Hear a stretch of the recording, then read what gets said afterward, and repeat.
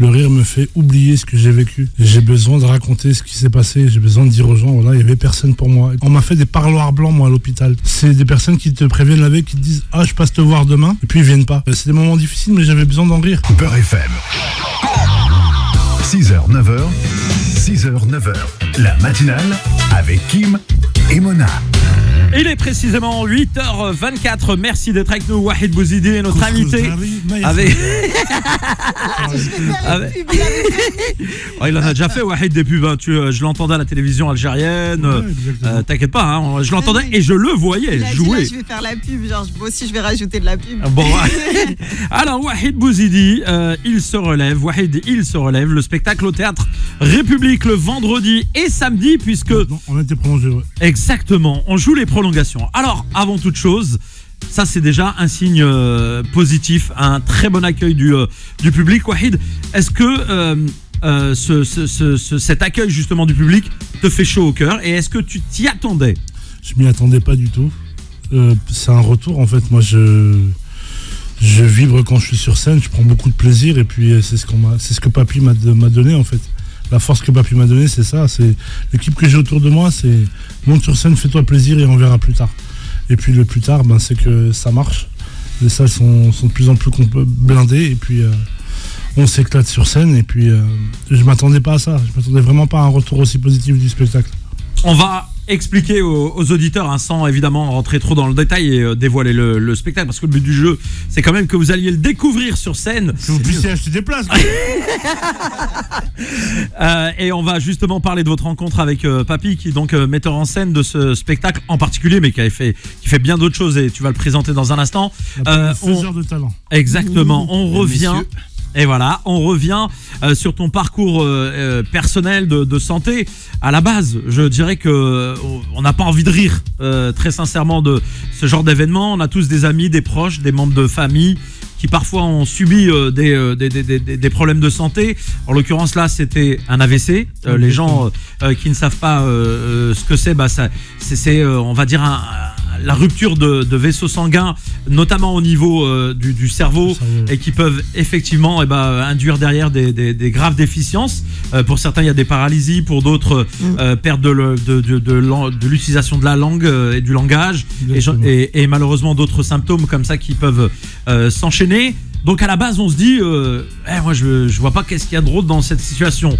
Mais en vérité, tu as utilisé ce moment de ta vie difficile pour mettre en avant des réalités du quotidien, ton entourage, ta famille, tes proches, et aussi peut-être finalement la déception quant aux relations humaines. Exactement, c'est exactement ça. Je raconte la suite ou...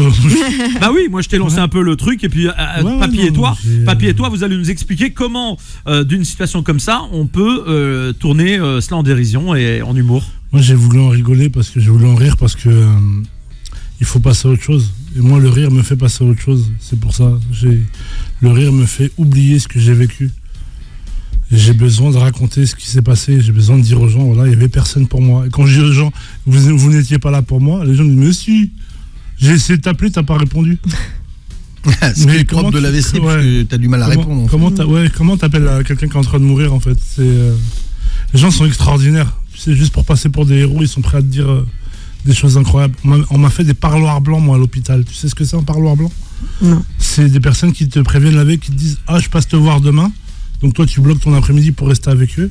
Tu dis à personne de venir. Et puis, ils viennent pas. Et toi, tu te retrouves toute la journée comme ça, tout seul dans ton lit, à attendre les gens. C'est des moments difficiles, mais j'avais besoin d'en rire. J'avais besoin de pointer du doigt ces moments précis, tu vois. Et ces moments difficiles, ils t'ont permis en fait de tout remettre en question, parce que j'ai l'impression qu'en plus de la maladie, c'est pas pour rentrer à l'intérieur de ta vie privée, mais en fait t'as fait un tri même dans ton entourage, aussi bien professionnel que personnel. J'ai juste ouvert les yeux, moi, là, en fait. Et quand tu ouvres les yeux, tu vois qui est autour de toi. Tu fais le tri, tout ça, tout simplement.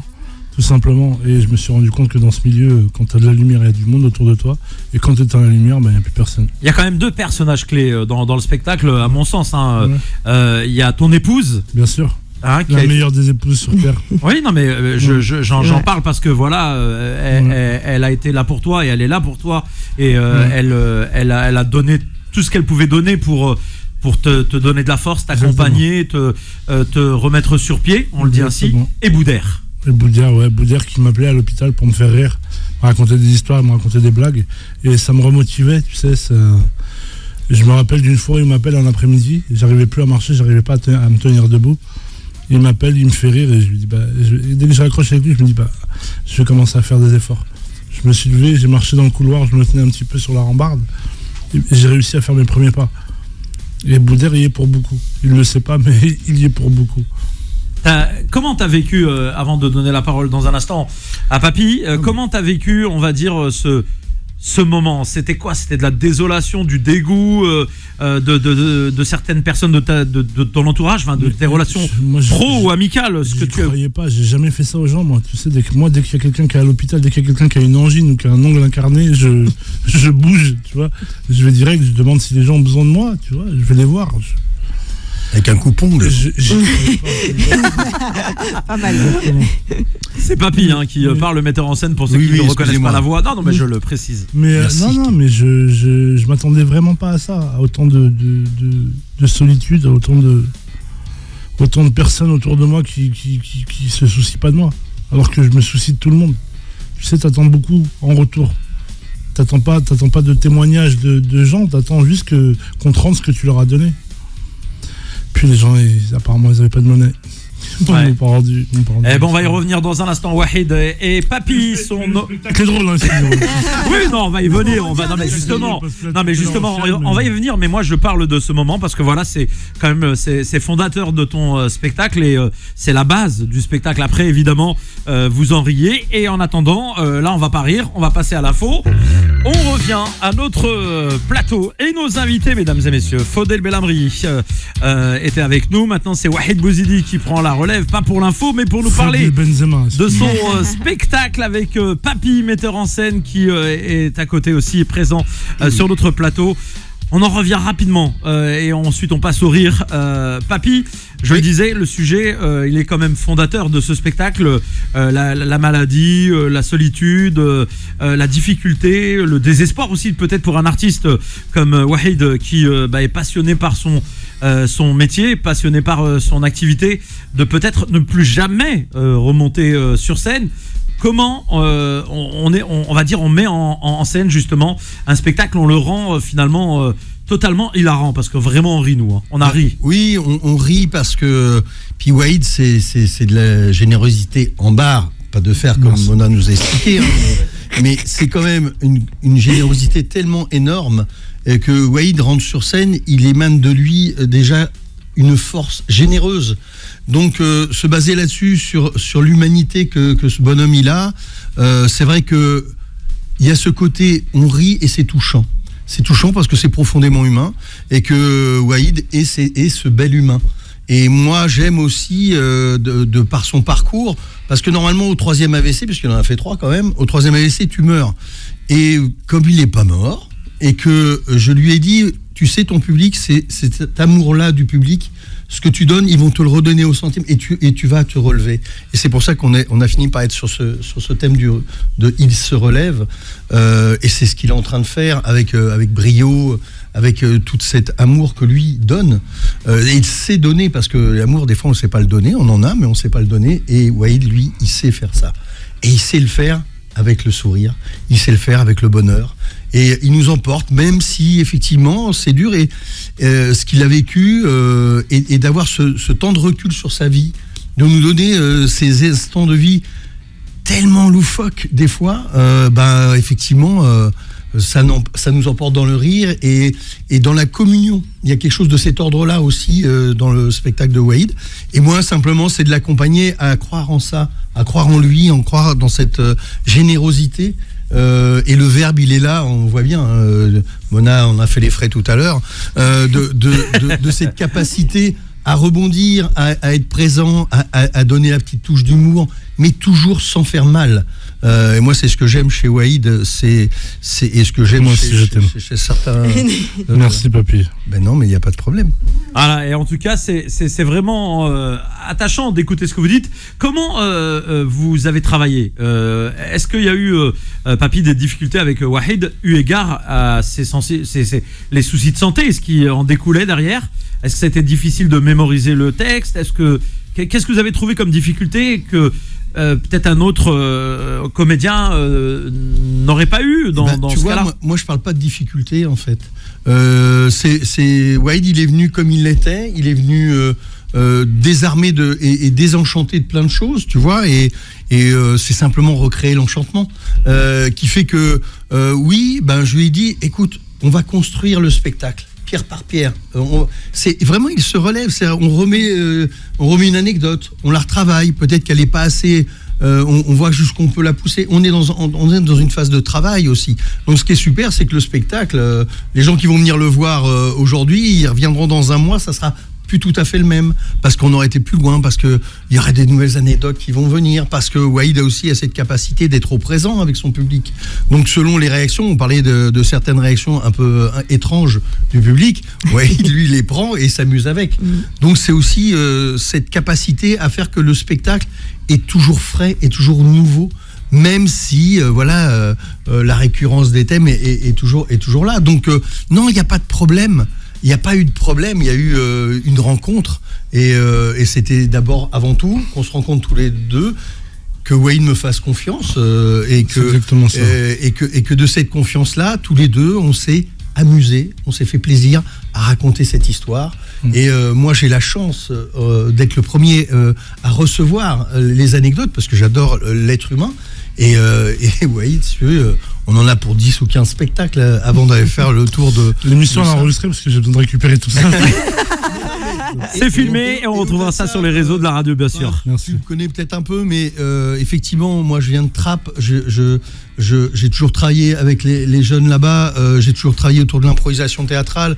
J'ai eu la fierté d'avoir lancé mon premier petit bonhomme qui était Jamel, et de l'avoir accompagné lui aussi dans son premier spectacle. C'est un peu avec Waïd, il a passé un cap et là on fait un peu son premier spectacle. Par contre, évite de faire des câlins à Waïd, frérot. J'adore les câlins, moi. Je suis jaloux, quoi, frérot. Allez, papy. En tout cas, voilà, papy, c'est vraiment une complicité avec Wahid. Ça se ressent en fait, ça s'entend. C'est normal en fait que le spectacle soit aussi exceptionnel. Et peut-être, j'ai envie de dire, même si j'ai beaucoup aimé tes anciens spectacles, celui-là, pour moi, il se démarque des autres. Mais parce que je pense en fait que la réponse, elle est là, c'est qu'il y a une réelle amitié entre vous. Et on voit que chacun vous écoutez en fait, qu'il écoute tes histoires. Non, mais c'est vrai. Et peine de barre de fer. Il est resté là-dessus. Mais c'est vrai que moi, je suis dans le running gag. Mais c'est vrai que je suis assez surprise parce que dans ce spectacle, sans vouloir encore une fois spoiler, tu vas dire que je raconte, etc. Tu parles de la maladie, on le sait, tu parles de la solitude aussi, et tu reviens aussi sur le décès de tes parents quand tu étais tout jeune. Ouais. Et du coup, voilà, on parle de plein d'épreuves de vie. Et toi, tu arrives malgré tout à nous faire un spectacle hyper péchu, hyper dynamique, où on rigole, où on s'amuse. Et c'est quand même magique finalement d'arriver à prendre des choses qui sont difficiles et au final d'en rire. Et je pense que c'est un spectacle que tout le monde doit aller voir. Toutes les personnes éprouvées par la vie avec des expériences difficiles doivent voir, parce que ça te permet finalement de relativiser sur ta propre vie et te dire ok, il se passe ça, mais il faut que je continue à rire parce que la vie elle est comme ça et les problèmes ça arrive à tout le monde. Continue à parler des spectacles. En tout cas, évidemment, sur Beurre FM, je tiens à préciser tout de suite quelque chose pour nos auditrices et auditeurs qui sont fidèles à la matinale. Réservez vos places parce que c'est quand on vous dit que c'est full, c'est que c'est vraiment full.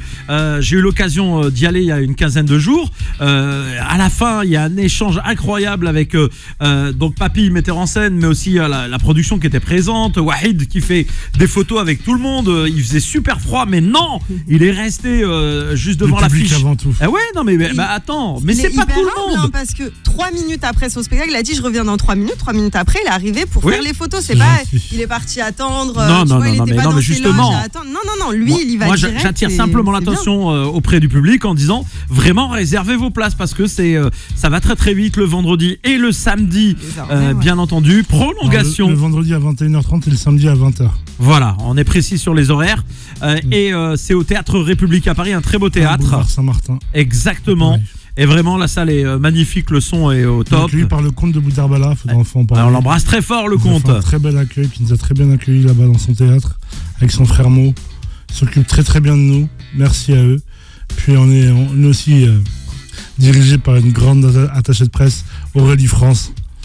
Eh oui. Je suis obligé d'en parler. Qui est là, qui est présente, très discrète. Cette femme est extraordinaire. Très discrète. Je lui propose un café, elle n'a pas voulu, un thé non plus. Enfin, Un croissant non plus. un croissant non plus. Je sais pas si le problème c'est moi Non, c'est bien ou. Non, elle a dit au contraire. Il est précisément 8h49, mesdames et messieurs. Très heureux d'être là avec vous. La matinale avec Wahid Bouzidi et Papy, metteur en scène de ce spectacle. Wahid, il se relève au Théâtre République le vendredi, le samedi. On rappelle les horaires, Wahid. 21h30 le vendredi et 20h le samedi. Voilà, comme ça on a les rendez-vous précis. Moi je vous propose de partager un petit extrait du spectacle. Allez. On écoute ça tout de suite et on revient juste après. C'est quoi le rapport entre moi et Danser avec les stars, s'il vous plaît? Ils m'ont dit c'est payé 100 000 € la semaine. J'aurais dit je mets un legging et j'arrive.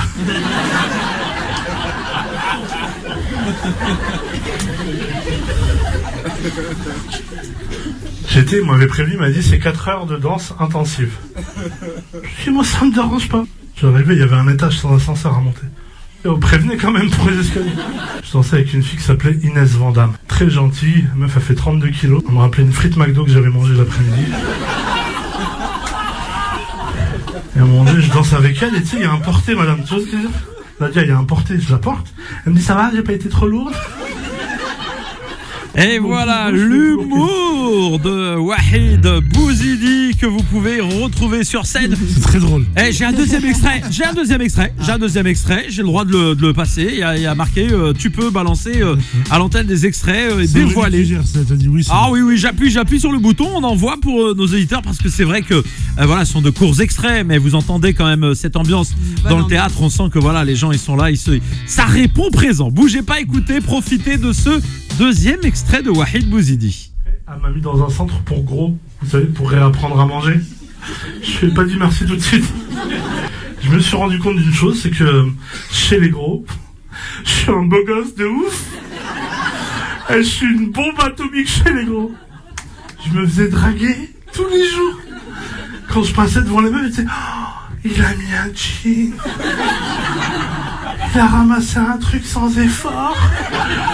Wow, il s'est assis sur une chaise en plastique. Et voilà, cette belle ambiance, ça rit évidemment de tout et surtout de lui-même. Wahid, il a cette particularité de profiter de cette autodérision sans retenue. Mais attention les gens. Hey, si jamais vous tentez l'expérience, oui, lorsque vous les charriez ou chambrez ou attention, surtout le premier rang. Qu'est-ce que vous êtes bien situé? Qu'est-ce que vous êtes bien placé? Ils sont à l'aise, on les met au max comme ça. Ah ouais, non, vraiment, il partage avec vous de l'eau, il a des bouteilles d'eau, il offre des bouteilles d'eau. Asseyez-vous au premier rang, mesdames et messieurs. Avec plaisir, vous serez bien accueillis. Ah ouais, non mais... Wahid, c'est ces moments justement où tu parles un peu de ton physique, finalement, t'en rigoles. Est-ce que c'est si facile que ça? Moi, par exemple, personnellement, j'aurais peut-être du mal à rire de moi-même. Moi, je m'accepte comme je suis. Ouais. Tu sais, moi, c'est pas le non, mais moi, je pose la question parce que c'est pas. Moi, je m'accepte comme je suis. À la piscine, je me mets torse nu. Je vais me baigner. Il n'y a personne qui va m'empêcher d'être heureux. Il a même proposé un jour, Wahid, il m'a dit viens, on saute tous les deux, on vide la piscine. Bien sûr. Avec grand plaisir. 1, 2, 3. Ah merde, il n'y a plus d'eau. On va arroser la pelouse. Ah oui, c'est vrai. Non, mais non, moi j'ai pas de problème avec ça. Je suis heureux à l'intérieur de moi-même et c'est tout. Le reste, après, moi, je vais pas dépendre du regard des gens et de la vie des gens. Rien à faire. Rien à faire. Tout va très très bien. Je vais très bien. La famille est au cœur de ce spectacle aussi. Oui. Là aussi, c'est un fil conducteur, je dirais, dans plein de tes spectacles. Ouais. C'est pour toi, c'est obligatoire de parler de la famille, de partager des petits secrets de famille sympathiques. Ouais, c'est important. C'est important. Je les fais participer au spectacle et puis c'est important pour envoyer des messages aussi. Voilà. Fin. Venez voir le spectacle pour comprendre. C'est très drôle ce qu'il dit sur un membre de sa famille, c'est très très rigolo. Mais c'est la vérité. C'est vrai, mais non mais c'est oui, une vraie c'est ça, histoire. C'est une vraie histoire. purée. Ça, le problème, c'est que toi, t'as pas compris le spectacle. Non, si, j'ai compris, mais des fois, je me dis. Tout ce que je raconte, c'est la vérité. C'est un truc de fou. Ah ouais, même cette partie-là. Bah, disons qu'Wahid, il a une belle famille, machallah. Moi, je connais un de ses grands frères. Les gens, voilà, Comme je l'ai déjà raconté, horizon. je connaissais le grand frère de Wahid avant de connaître Wahid. Ouais. Et son grand frère me disait, Kim, tu sais que, bon, on a un ami en commun, c'est Khaled, le chanteur, avec son grand frère. Et on passait des soirées ensemble. Et à un moment donné, il me dit, ouais, mon frère, et je connaissais pas Wahid, hein. Enfin, personnellement, je veux dire, je le connaissais pas. Ouais. Il me dit, ouais, mon frère et tout. Et quand il me dit, ouais, c'est mon frère, j'ai pris un choc. Je dis, mais non. Il me dit, tu vas voir, mon frère, il va péter. Wallah, il va péter. Eh Je l'ai pété dans la voiture. ça. Et ben voilà. Donc, je salue ton grand frère d'ailleurs. Voilà, C'est au gentil, passage. Et merci. puis très important aussi, sa femme qui fait un peu vivre dans ce spectacle. Et j'ai l'impression que c'est vraiment. Elle est vivante, hein, ma femme. Tu l'as fait vivre aussi dans ton spectacle. Voilà. Encore plus puisque tu parles d'elle à plusieurs reprises et t'en parles avec beaucoup d'amour et C'est Dima qui l'a d'admiration. recruté. Juma qui écoute Elle l'a l'émission ce recruté matin d'ailleurs. pendant le ramadan. Là. Elle était à Jean. Elle était à Jean. Elle n'avait pas Vous toutes êtes ses facultés, relou. Juma. Non, j'ai dit tu l'as fait vivre à travers ce spectacle, ta femme, et on voit qu'il y a beaucoup d'amour et d'admiration parce qu'elle a beaucoup été là pour toi. Beaucoup de respect, beaucoup d'admiration pour cette femme qui m'a relevé. Franchement, qui m'a vraiment relevé, qui m'a beaucoup aidé, qui m'a remis sur pied, qui s'arrête pas, qui continue à travailler encore et qui continue à me faire du bien tous les jours. Et voilà, et puis je souhaite à tout le monde d'avoir une femme comme ça, à tous les hommes de la terre d'avoir une femme comme elle. Papy, Oui. difficile de travailler avec Wahid. Non, pas C'est difficile. un caractère quand même. Hein.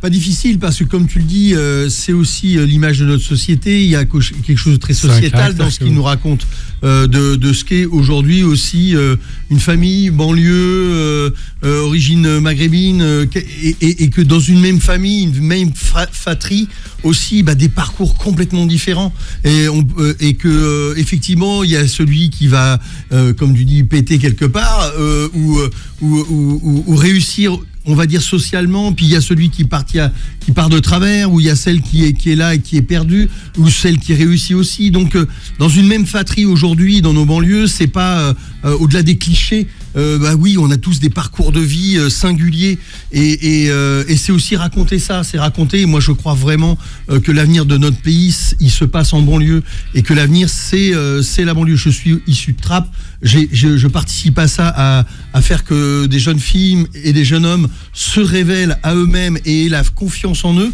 pour pouvoir se raconter, se dire. Cette France-là, elle a besoin de se dire et de se raconter, de se faire entendre.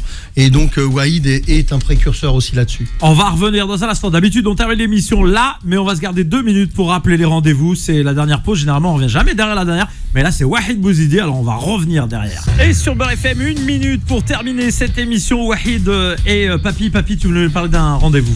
Oui, je voulais parler du chaos des mots, qui est le match d'improvisation littéraire. Parce que si tu veux, comme un désorthographique que j'étais, pour moi, c'était important de me dire, mais je suis pas tout seul dans cette situation. Et en banlieue aussi, c'est toujours ces plafonds de verre. Moi, j'adore faire péter ces plafonds de verre-là. Et plein de jeunes hommes et de jeunes filles, si tu veux, le rapport à l'écrit, il est compliqué parce que déjà, et je me suis dit, je vais inventer un spectacle et on va spectaculariser l'écrit.